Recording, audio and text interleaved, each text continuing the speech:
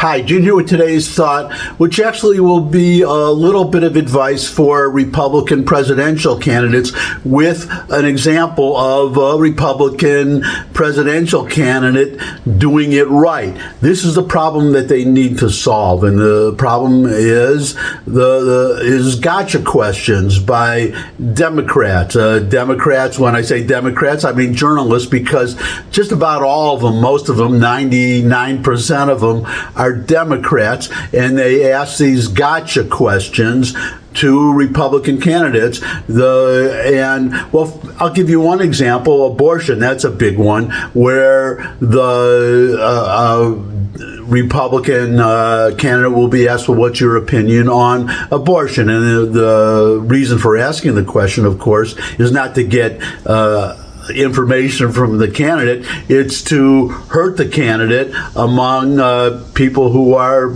pro-abortion, voters who are pro-abortion.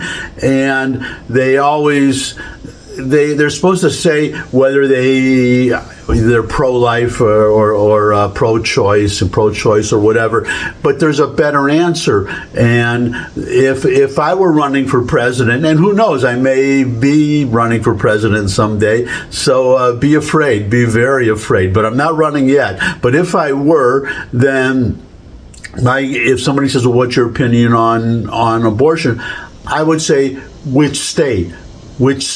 And the reporter will say, well, what does it matter what state? And I'm asking about the whole country, and I would say, well, Roe v. Wade. Some people, the overturning, the striking down of or reversing of Roe v. Wade by the Supreme Court, that people have this impression that made abortion illegal across the country, which is not the case. What it did do was allow each state to make its own decision. So I would say, so which state? My state, which is Tennessee, or some other state? If it's the country, I'll say, well, what other states do is not my business. I have no opinion on abortion in any state except for my own state of Tennessee, and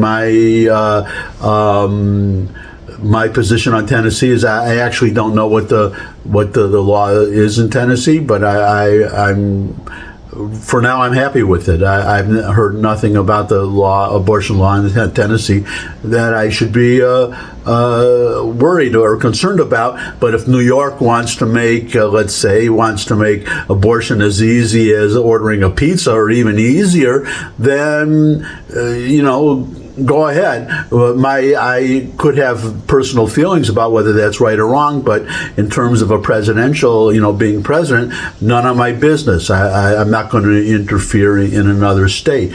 So that's one question. But here's another one. This is getting to the example I'm going to give you, where people are asked about, well, because now we got all this wokeism and political correctness, and now there are 2 million different sexes and questions. So Republican candidates are going to be saying, well, what do you feel about,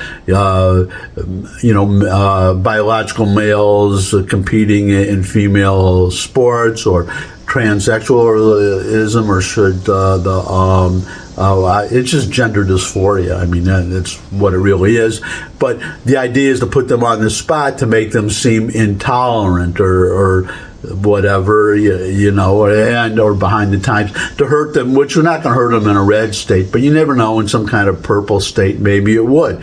But there's a way to answer that, and Vivek Ramaswamy, one of the Republican presidential candidates, was confronted by a quote-unquote pansexual for his opinion on pansexualism.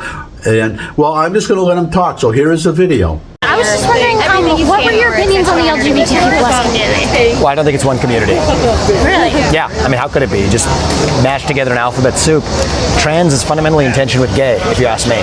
But what's your opinion? I'm I'm personally am pansexual, so I was just wondering what your views on same-sex couples were. I don't have a negative view of same-sex couples, but I do have a negative view of a tyranny of the minority. So I think that in the name of protecting against a tyranny of the majority, and there are times in this country's history where we have had a tyranny of the majority, we have now, in the name of protecting against tyranny of the majority, created a new tyranny of the minority. And I think that that's wrong. I don't think that somebody who's religious should be forced to officiate a wedding that they disagree with. I don't think somebody who is a woman who's worked really hard for her achievements should be forced to compete against a biological man in a swim competition. I don't think that somebody who's a woman that respects her bodily autonomy and dignity should be forced to change clothes in a locker room with a man. That's not freedom, that's oppression. And so I believe that we live in a country where free adults should be free to dress how they want, behave how they want, and that's fine. But you don't become oppressive by foisting that on others, and that especially includes kids, because kids aren't the same as adults. And so I think adults are free to make whatever choices they want, but do not foist that ideology onto children before children are in a position as adults to make decisions for themselves. And so I think a lot of the frustration in the country, and if I'm being really honest, that I also share, comes from that new culture of oppression where saying those things can actually get somebody punished. And in my case, it's part of why it's my responsibility to say them. And I respect that you may have a different opinion, and that's okay. It's part of what makes our country great is that you and I can be civil and have this conversation, and that we live in a country that still gives us, each of us, the right to speak to a presidential candidate and back, and still say that we pledge allegiance to the same nation. So I think that's the beauty of our country, and that's my honest opinion. Awesome. Well, Thanks. Thank you very much. I appreciate that. Thank you for your civility as well. I appreciate it. What you just saw is the perfect response. That is the way to respond to that particular issue.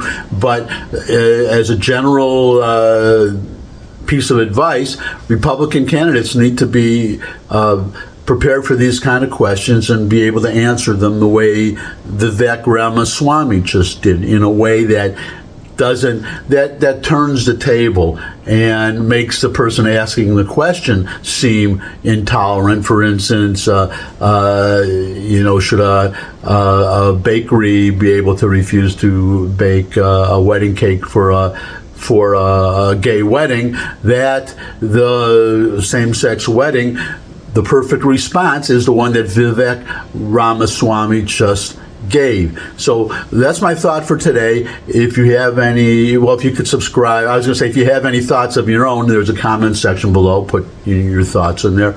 Agree with me or disagree. If you could subscribe, that would really be great.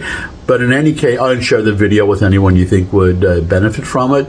And above all, come back and see me again. I would love to see all of you again. And until I do see all of you again, bye.